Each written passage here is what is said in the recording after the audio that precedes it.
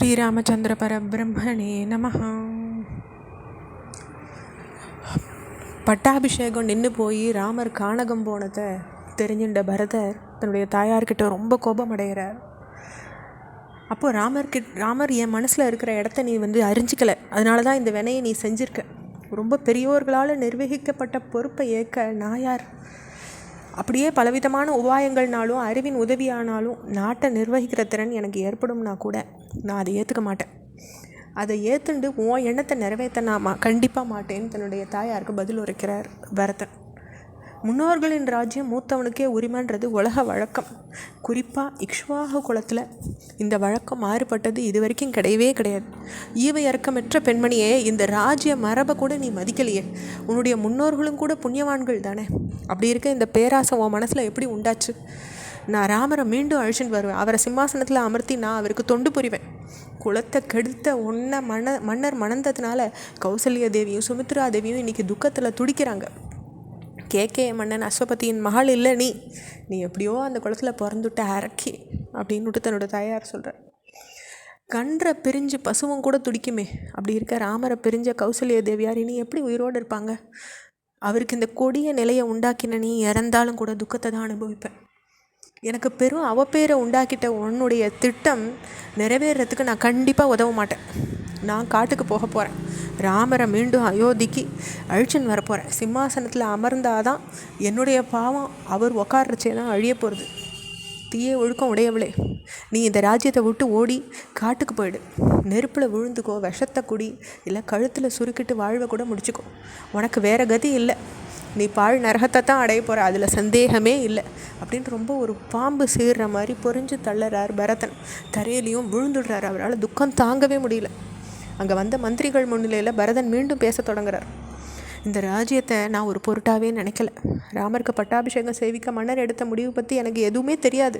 என்னுடைய தாயார் இடத்துல அது பற்றி நான் எதுவும் பேசவும் இல்லை. நான் தான் சத்ருக்னனோட கேகே நாட்டில் இருந்தேனே. ராமரும் லக்ஷ்மணனும் சீதையை நாடு கடத்தப்பட்டு வனவாசம் தொடங்கியிருக்காங்கன்றது எனக்கு இப்போ தானே தெரியும். அப்படிலாம் பரதன் பேசுகிறார். அவருடைய குரல் கௌசல்யா தேவிக்கு கேட்டுது. அவள் சுமித்ரை கிட்ட தீய காரியம் செய்கிற கைகேயின் மகன் பரதன் வந்திருக்கான், அவன் ஆழ்ந்து சிந்திக்கிறவன், அவனை நான் பார்க்கணும்னு சொல்லிட்டு நடுங்கின்னு இருக்க தன்னுடைய உடலை தாங்கிட்டு பரதனை பார்க்க புறப்படுறாங்க கௌசல்யா தேவி. அதே நேரத்தில் பரதனும் சத்ருக்னனும் கௌசல்யா தேவியை சந்திக்கிறதுக்காக புறப்படுறாங்க. நடு வழியில் கௌசல்யா தேவியை சந்திக்கிறாங்க. அப்போது அவளை அணைச்சிக்கிறாங்க கௌசல்யா தேவி. மனவேதனை தாங்க முடியாமல் தவிக்கிறாங்க. அப்போ பரதனை பார்த்து கடுமையான வார்த்தைகளை சொல்கிறாங்க. கொடிய எண்ணமுடைய கைகேயி என் மகனை காட்டுக்கு அனுப்பினதில் என்ன மேன்மையை நீ பார்த்த? அவன் இருக்க இடத்துக்கு என்னையும் இப்போயே நீ அனுப்பிச்சிடுறது நல்லது. இல்லாட்டாக்கா நானும் சுமித்ரையும் புறப்பட்டு அங்கேயே போய் சேர்றோம். அப்போ நீ இங்கே எங்களை கொண்டு போய் அங்கே விட்டுடு. கைகேயால் தானே எல்லா சிறப்புகளும் நிறைஞ்ச இந்த ராஜ்யம் உனக்கு கிடச்சிருக்கு. நாட்டை ஆடுற உரிமை விருப்பம் கொண்ட உனக்கு ஒருவித இடையூறும் இல்லாமல் கைகேயினுடைய கொடிய காரியத்தால் ராஜ்யம் கிடச்சிட்டது. இனி என்ன அப்படின்னுட்டு கௌசல்யா வெறுப்போடு சொல்கிறாங்க. புண்ணில் ஊசி குத்துறது போல் கௌசல்யினுடைய வார்த்தைகளால் ரொம்ப துன்பமடைகிறார் பரதன். அவள் காலில் விழுந்து வணங்கிட்டு 2 கைகளையும் கூப்பிண்டு பரதன் பேச தொடங்குறார். மரியாதைக்குரியவரே, ஒரு பாவமும் அறியாத நிராபராதியான என்ன நீங்கள் இப்படி பழித்து பேசலாமா? ராமரிடத்தில் என்றைக்குமே எனக்கு நிலச்ச அன்பு வச்சுருக்கவேன்றது உங்களுக்கு தெரியுமே அப்படின்னு கௌசல்யை பார்த்து பரதன் இருந்து பேசுகிறார்.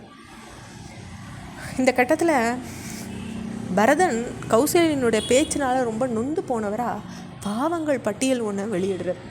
ராமர் காட்டுக்கு போகணும்னு தான் விரும்பியிருந்தால் கொடுமையான பாவங்களின் பலன் தன்னை சேரட்டும்னு சொல்கிறார். அதாவது தான் மனசில் அப்படி நினச்சிருந்தா இந்த பாவம் எல்லாம் தனக்கு வரட்டும்னு ஒரு பட்டியல் போடுறார். அதெல்லாம் எதெல்லாம் பெரும் பாவங்களாக சொல்லப்பட்டிருக்கு, குற்றங்களாக அந்த காலத்தில் கருதப்பட்டதுன்றத தெரிஞ்சுக்கிறதுக்கு பரதனுடைய பேச்சு நம்மளுக்கு ஒரு உதாரணமாக இருக்குது. அதை சுருக்கமாக துளசிதாசர் ராமாயணத்துலேயும் வருது, வால்மீகி ராமாயணத்துலேயும் அந்த பட்டியல் வருது.